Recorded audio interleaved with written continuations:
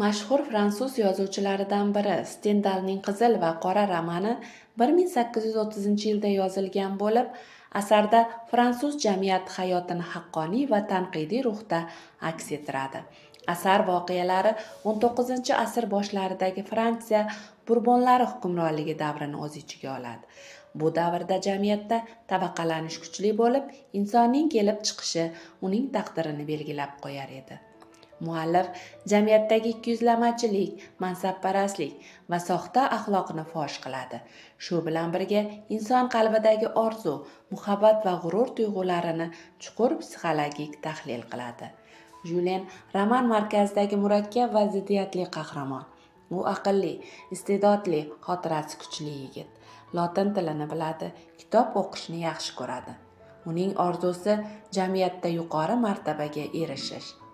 Biroq uning kambag'alligi va oddiy kelib chiqishi bu orzulariga to'siq bo'ladi. Shu sababli u diniy seminariyaga o'qishga kiradi va ruhoniylik orqali yuksalishni maqsad qiladi. Julenning ichki dunyosi doimiy kurashdan iborat. U samimiy muhabbatni istaydi, ammo his-tuyg'ularini hisob-kitob bilan boshqaradi. U haqiqiylikni qadrlaydi, ammo jamiyat qoidalariga moslashishga majbur. U g'ururli, ammo ba'zan manfaat uchun pastkashlikka ham boradi. Shu jihatlari uni jonli va haqiqiy qahramonga aylantiradi. Romanda ikki asosiy ayol obrazi bor. Ular orqali Julenning ruhiy o'sishi va tanazzuli ko'rsatiladi. Birinchisi shahar merining rafiqasi. U mehribon, samimiy va pokiza qalbli ayol. Bu munosabat Julen uchun ilk haqiqiy muhabbat maktabi bo'ladi. Ikkinchisi zodagonlar davrasidagi mag'rur va jasur qiz. Bu muhabbat esa g'urur va hirs bilan qorishib ketadi. Asarda muallif muhabbatni nafaqat his-tuyg'u, balki ijtimoiy qurol sifatida ham tasvirlaydi. Qizil va qora asaridagi ranglar ramziy ma'noga ega. Qizil harbiy libos, shon-sharaf, jasorat va inqilob ramzi.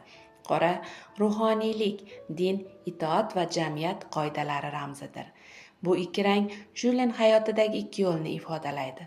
U qaysi yo'lni tanlamasin, ichki osoyishtalikka erisha olmaydi. Romanda inson va jamiyat o'rtasidagi ziddiyatlar ochib beriladi.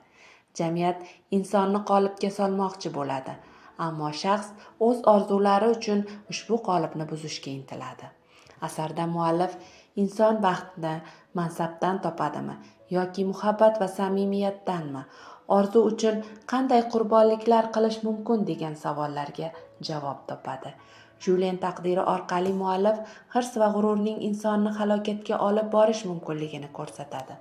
Qizil va qora psixologik realizmning yorqin namunasidir. Asar fransuz, balki jahon adabiyotida ham muhim o'rin tutadi. U inson ruhiyatini tasvirlashda yangi bosqichni boshlab bergan asarlardan biri hisoblanadi. Bu roman o'quvchini chuqur o'ylashga, inson tabiati va jamiyat munosabatlarini tahlil qilishga undaydi.